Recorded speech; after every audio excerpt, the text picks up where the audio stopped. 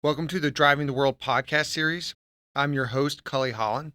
Today we have Don Congdon, a corporate trainer, and we'll be discussing the MOVITRAC LT. Hey, Don, thanks for joining us today. Hi, Cully. Nice to be back. So, we're going to be talking about the MOVITRAC LT. Let's start from the top, kind of work our way down and learn some stuff about it. So, biggest question, what is a MOVITRAC LT? Okay, well, first of all, let's clarify something really important. There isn't really a MOVITRAC LT at all. It's actually kind of a cover term we use for two separate VFDs that are very similar in capability, the MOVITRAC LTE-B Plus and the MOVITRAC LTP-B. All right, so where do these fit into our portfolio? If we're talking about the MOVITRAC LTE-B Plus and the MOVITRAC LTP-B, a little bit of a tongue twister. Yeah. Where do they rank? Where are they, and what are we going to expect from them? Okay, well, they are what we often call our entry-level VFDs. A lot of people call them shaft spinners. As I'm going to tell you in a few minutes, I don't really like that term because they're a lot more than that, but we do consider them kind of the entry point in our VFD portfolio. All right, so we're looking at our entry-level VFDs, and I'm noticing the B at the end of these MOVITRACs. And if folks have been listening to our podcast, if they've been talking to their sales folk, they're probably going to be thinking, isn't Generation B going towards the past and our whole future, everything we want to do right now is MOVI-C, MOVI-C, MOVI-C? And if so, why are we still talking about the MOVITRAC LT? Okay, yes, they have a B in the name, so we often think of them as kind of our B generation technology, like the good old MOVIDRIVE B, which is starting to fade and go into the West. Yes, those products are going away, and MOVI-C is the rising star. But these two products aren't doing a fade. We're going to hang on to them. They're excellent products, and actually they were updated at about the same time MOVI-C started coming in. So they're by no means yesterday's technology. They're up-to-date products. Fantastic. So I'm glad we cleared that out. They're sticking around. They got to update. They're here to stay. And you mentioned you're not a big fan of the term shaft spinner, which a lot of people are going to throw out there and is usually associated with entry-level drives. So what features, what benefits do our MOVITRAC LTs have that keep them from just being shaft spinners? Yes, first of all, that is a great big question, so I've got a few answers to that. First of all, I will say, yes, they do a great job at spinning shafts, so don't think of them not as shaft spinners, but think of them as something, shaft spinners plus a whole lot more.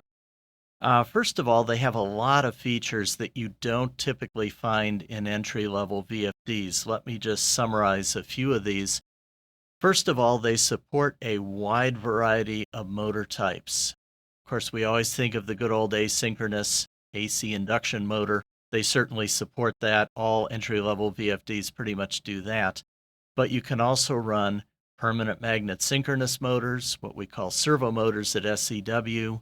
Also some other types like line start permanent magnet motors, brushless DC motors, and synchronous reluctance motors. So a lot of motor types. You can turn a lot more than just your basic generic motor. So we're already opening it up, multiple motor types, getting past just a shaft spinner, even though they're spinning those shafts. And they're considered cabinet mount VFDs. Is there anything we should know about the IP ratings? Do they purely have to be mounted in the cabinets? Okay, that's an excellent question. Yes, that's another big advantage to these VFDs. Most cabinet products, and that includes pretty much our whole MOVI-C cabinet portfolio, are rated at IP20, which means they will keep out finger-sized objects and nothing that's remotely even wet. So they have to live in a cabinet in most cases. And it is certainly true the LT line also comes in IP20, but they come in IP66 as well, which is dust-proof and can handle even jets of water directed at them. And the LTP-B comes in IP55 as well. So even though they're technically cabinet VFDs, you can mount the IP55 and IP66 versions out in the open, just like some of our decentralized products, which almost makes these kind of a hybrid product. They're decentralized in some ways, in fact. So what I'm hearing is if we select the right options, we're going to have a little bit of flexibility And I don't know any customer that doesn't appreciate at least some flexibility when it comes to choosing an option or where they mount or use a VFD. So we've got multiple motors. They can be mounted inside or outside the cabinet depending on the proper IP selection. How do we communicate? Is this purely binary? Is there a terminal mode? How are we actually going to communicate with these VFDs to get the job done? Okay, yes, there are a lot of ways of controlling these VFDs. First of all, they all have a built-in keypad on the front, so you can run them that way. That, of course, is the easiest and simplest. But they support binary control, or what's sometimes called terminal control, using switches and potentiometers. There are a lot of terminal control modes. I believe 14 in the LTE-B plus and 27 in the LTP-B. That's a lot of control modes, a lot of versatility. They also support field bus communication. That's kind of another can of worms we probably don't want to go down today, but they both support that, so a lot of good options. Well, fantastic. So we can communicate with them, multiple motors, multiple IP ratings. Let's get down to it. We're not just spinning shafts, we're having a really good range of options, but what size motors, what horsepower range, what power range is going to be, supported from these entry level but pretty awesome VFDs? Yes, they come in a lot of models. We have single phase and three phase. We can support voltages as low as the household 115 and go all the way up to 575 on some models. So a lot of voltage ranges. Power ranges go from half a horsepower up to 400 horsepower. Again, it depends on which model we're talking about, but that's the total range of the LT line. So those are pretty big motors that we can support. Fantastic. So before we wrap this up, is there any special modes or any other features we want to discuss that are true for both the LTE-B pluses and the LTP-Bs? Yes, there are several modes built into both of these VFDs that are not found in most typical low-end VFDs. And we'll kind of quickly summarize them. First of all, there's fire mode. This is an emergency mode that the VFD can be used to control like ventilators and things in emergency situations where it has to keep running no matter what. Fire mode, the way it works, you configure it and you trigger it using often like a digital input, a switch. And what will happen when you put it into fire mode, the VFD will go into a pre-programmed operating mode and it will keep running and it will ignore all commands after that until it either loses power or it's physically destroyed in a fire, for example. So it's kind of like run till you drop mode. That's something you don't find in every entry-level VFD. But could be very useful. Yes. Another one is called flying start mode. This is really nice when you're controlling pumps and fans. These are often high inertia applications, which means that when power gets cut accidentally, they keep turning a long time. And if power comes back up, you don't want to just start running from a stop if that fan or pump is still coasting. That can cause a gigantic jolt to the machinery. It can cause damage. It's also hard on the VFD. VFDs will often fault if you just try to start them from a running condition. So flying start mode, if you configure it correctly, what it does when you try to start the VFD or restart it after a power fault, what it does first, it figures out the speed that that device is turning. And it starts from that speed, not from a stopped condition. So it doesn't jolt the equipment.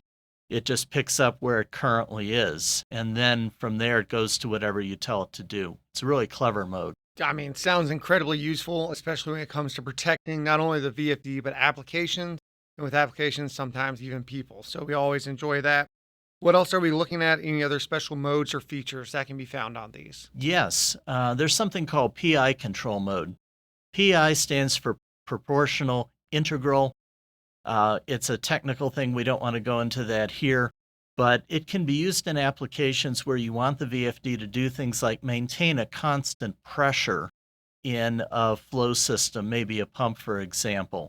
And what PI control mode does is it can monitor sensors to maintain that. Again, it's actually kind of an advanced mode, definitely not what you often find in entry-level VFDs. And I'll give you one more, and then we'll wrap this up because this is getting kind of long. But one of the really great features in all the MOVITRAC LT line is they have a very hefty DC link or DC bus. They have big capacitors in there. And what that means is they can handle situations where the motor is speeding up and slowing down and braking. They can absorb a lot of energy. Now, normally in most VFDs, you've got to have a brake resistor for that.